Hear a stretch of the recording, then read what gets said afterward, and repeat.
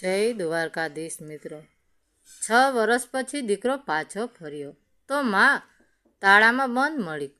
કૂતરો રડ્યો, જેને દીકરી બનાવી તેણે જ અંધારામાં વેચી દીધી। સાવિત્રી દેવીના માટીના ઘરની બહાર કાટ ખાધેલી ચેન લટકતી રહી હતી। બારીઓ બહારથી લાકડાના પાટિયાથી જડી દેવામાં આવી હતી અને દરવાજા પર પહેલો દુબળો કૂતરો એવી રીતે કણસી રહ્યો હતો, જાણે 8 મહિનાથી માણસોની બેશરમીનો પહેરો ભરી રહ્યો હોય। રાઘવ ચૌહાણ 6 વર્ષ પછી દુબઈથી પોતાના ગામે પાછો ફર્યો હતો। નવી સફેદ ગાડી, ખિસ્સામાં પૈસા, પાછળની સીટ પર ગોદડા, દવાઓ, સાડીઓ, એક નાનું હીટર અને મનમાં બસ એક જ ઈચ્છા, પોતાની માને ગળે લગાવવાની। જ્યારે તે 22 વર્ષનો હતો ત્યારે આ જ ગામમાંથી એક જૂની બેગ અને ખિસ્સામાં 0 રૂપિયા લઈને નીકળ્યો હતો। માએ દરવાજા પર ઊભા રહીને કહ્યું હતું, જા બેટા, અહીં તારા માટે ભૂખ સિવાય કંઈ નથી, પણ તારી માને ભૂલી ન જતો। રાઘવ ક્યારેય ભૂલ્યો નહીં। દર અઠવાડિયે ફોન, દર મહિને પૈસા। પહેલાં મજૂરી કરી, પછી ગેરેજમાં કામ કર્યું, પછી રિપેરિંગની નાની દુકાન ખોલી।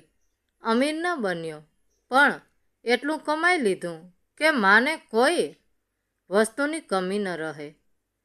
પૈસા પહેલાં સાવિત્રી દેવીના ખાતામાં જતા હતા।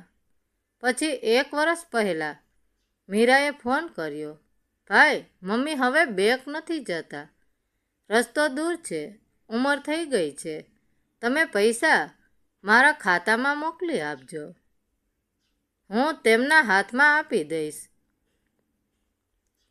મીરા એ જ ભાણી હતી જેને સાવિત્રી દેવીએ 12 વર્ષની ઉંમરથી પાળી હતી। તેની મા મરી ગઈ હતી, બાપે બીજા લગ્ન કરી લીધા હતા। ત્યારે સાવિત્રીએ તેને દીકરી બનાવીને ઘરમાં રાખી હતી। જ્યારે મીરાના લગ્ન સુરેશ સાથે થયા ત્યારે સાવિત્રીએ પોતાના જ ખેતરના ખૂણે તેમને ઘર બનાવવા દીધું હતું। પોતાનું જ લોહી છે તે કહેતા હતા। રાઘવે ભરોસો કર્યો, દર મહિને પૈસા મીરાના ખાતામાં મોકલતો રહ્યો। એ રાત્રે ગામ પહોંચતા અંધારું થઈ ગયું હતું। રસ્તામાં પંચરને લીધે 3 કલાક બગડી ગયા હતા। મીરાનું ઘર રસ્તામાં પહેલાં આવતું હતું। તેણે દરવાજો ખોલ્યો તો બનાવટી ખુશીથી બૂમ પાડી ઉઠી, અરે ભાઈ, શું ગાડી છે, પહેલાં જમી લો। તેણે ગરમ પરોઠા, દાળ અને ખીર પીરસી। રાઘવે મા વિશે પૂછ્યું તો મીરાએ પલકારો માર્યા વિના જ કહ્યું, મામી પડોશના ગામમાં પોતાની બહેનપણીના ઘરે ગયા છે, 2 દિવસમાં આવી જશે। રાઘવ ચૂપ થઈ ગયો। તેની મા કહ્યા વગર ક્યાંય જતી નહોતી। સવારે તે ગિફ્ટ લઈને માના ઘર તરફ ચાલ્યો। મીરા પાછળ આવી, ભાઈ, અત્યારે ન જાઓ, તાળું મારેલું છે, હું સામાન મુકાવી દઈશ। રાઘવ ઊભો રહી ગયો, આ મારી માનું ઘર છે મીરા, મને જતા કોણ રોકશે?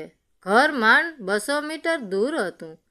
એ જ માટીની દિવાલો, એ જ લીમડાનું ઝાડ, એ જ આંગણું જ્યાં મા મરઘીઓને દાણા ચણાવતી હતી, પણ હવે બધું સુમસાન હતું। બારીઓ બહારથી બંધ, દરવાજા પર જડી ચેન, આંગણામાં સૂકી માટી, કોઈ શાકભાજીનો ક્યારો નહીં, કોઈ તુલસી નહીં, કોઈ અવાજ નહીં, માત્ર શેરુ હતો, એ જ ભૂરો રખડતો કૂતરો જેને સાવિત્રી રોજ રોટલી ખવડાવતી હતી।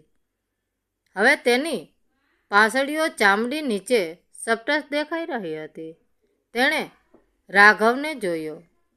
પૂંછડી 2 વાર હલાવી અને એક લાંબી દર્દનાક ચીસ પાડી. રાઘવને ધ્રુસકો પડ્યો. તે દરવાજે કાન લગાવીને ઊભો રહ્યો. પહેલા સન્નાટો, પછી અંદરથી કંઈક ઘસડાવાનો અવાજ આવ્યો. માં! તેનો અવાજ ધ્રુજી ગયો. થોડી વાર પછી એટલો ધીમો ગણગણાટ સંભળાયો કે હવા પણ તેને તોડી શકે તેમ હતી. બેટા! રાઘવ પાછળ હટ્યો. ગાડીમાંથી લોખંડનો સળિયો કાઢ્યો અને ચેન પર પૂરી તાકાતથી ઘા કરવા લાગ્યો. 1, 2, 3, 4 ઘા. 5મા ઘામાં કાટવાળી કડી તૂટી ગઈ. દરવાજો ખુલતા જ દુર્ગંધે તેનો શ્વાસ રૂંધી નાખ્યો. પેશાબ, સળેલી રોટલી, ગૂંગળામણ ભરેલી હવા અને બીમારીની ગંધ. અંધારા રૂમના ખૂણામાં ભોંય તળિયે પડેલા મેલા ગાદલા પર સાવિત્રી દેવી હતા, અથવા તો તેમનું બચેલું શરીર. હાડકાં ચામડીમાંથી બહાર નીકળતા હતા. સફેદ વાળ ચહેરા પર ચોટેલા હતા. આંખો અંદર જતી રહી હતી. હોઠ સુકાઈ ગયા હતા. એ સ્ત્રી જે ક્યારેય બોરી ઉચકીને માર્કેટમાં જતી હતી, તે હવે ઘાયલ ચકલી કરતાં પણ હળવી લાગી રહી હતી. તું સાચે જ આવ્યો છે? તેણે તૂટતા શ્વાસે કહ્યું. કે પછી હું મરી રહી છું? રાઘવ ઘૂંટણીએ પડી ગયો. તેણે માને હાથમાં લીધી અને પહેલીવાર સમજાયું કે પસ્તાવો માણસની છાતીમાં કેવી રીતે આગ લગાવી દે છે. દરવાજાની નીચે એક કાણું મૂકવામાં આવ્યું હતું. બસ એટલું જ કે તેમાંથી પ્લેટ અંદર સરકાવી શકાય. દિવાલો પર ઉઝરડા હતા. ઘણા બધા દિવસો ગણવાના ઉઝરડા. રાઘવે માને ધાબળામાં લપેટી ઊંચકીને ગાડી સુધી લઈ ગયો. શેરુ બોલાવ્યો વગર જ પાછળ ચડી ગયો. જાણે તેને ખબર હતી કે હવે દરવાજો સાચે જ ખુલી ગયો છે. ક્લિનિક પહોંચતા જ ડૉક્ટરે સાવિત્રીને જોઈ અને 3 સેકન્ડ સુધી ચૂપ થઈ ગયા. પછી બોલ્યા, આમને કેટલા દિવસથી આવી રીતે રાખવામાં આવ્યા છે હતા? રાઘવના મગજમાં જૂના મેસેજ ઘૂમવા લાગ્યા. હું મજામાં છું બેટા. વિડીયો કોલ ન કરતો. ફોનમાં પ્રોબ્લેમ છે. 8 મહિના તેની માં 8 મહિનાથી અંધારામાં બંધ હતી અને પૈસા દર મહિને મીરાના ખાતામાં જઈ રહ્યા હતા.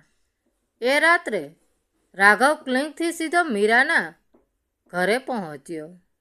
ધક્કો મારીને દરવાજો ખોલ્યો. મીરા રસોડામાં હતી. સુરેશ જમી રહ્યો હતો. રાઘવનો અવાજ ઠંડો અને શાંત હતો. મારી મા સાથે શું કર્યું તમે લોકોએ? મીરાના હાથમાંથી સ્ટીલની થાળી છટકીને જમીન પર પડી ગઈ. અવાજથી ઘરમાં સન્નાટો છવાઈ ગયો. સુરેશના મોંમાં રહેલો કોળિયો ત્યાં જ અટકી ગયો. રાઘવની આંખોમાંથી આગ વરસી રહી હતી. ભાઈ તમે? મામી તો? મીરા થોથવાવા લાગી. તેનો બનાવટી અવાજ હવે ગભરામણ બદલાઈ ગયો હતો. રાઘવ સીધો સુરેશ પાસે ગયો અને એક જ ઝટકે તેની કોલર પકડીને તેને ખુરશી પરથી ઊભો કરી દીધો.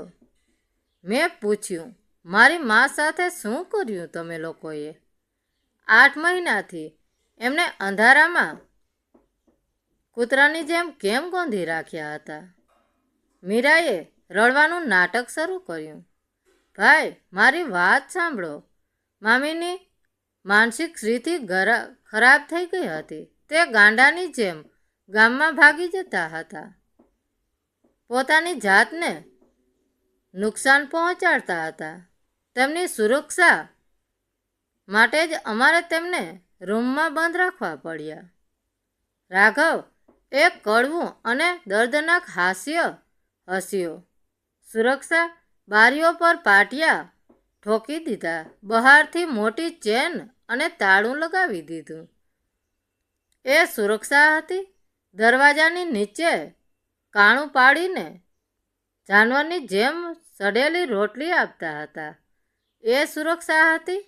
રાઘવની નજર હોટલમાં લાગેલા નવા સમ્રાટ ટીવી અને બહાર ઊભેલી નવી બાઇક પર પડી અને મારા મોકલેલા પૈસાથી જે આ બધી એસો આરામની વસ્તુઓ ખરીદી છે, એ પણ એમની બીમારીનો જ ઈલાજ હતો ને.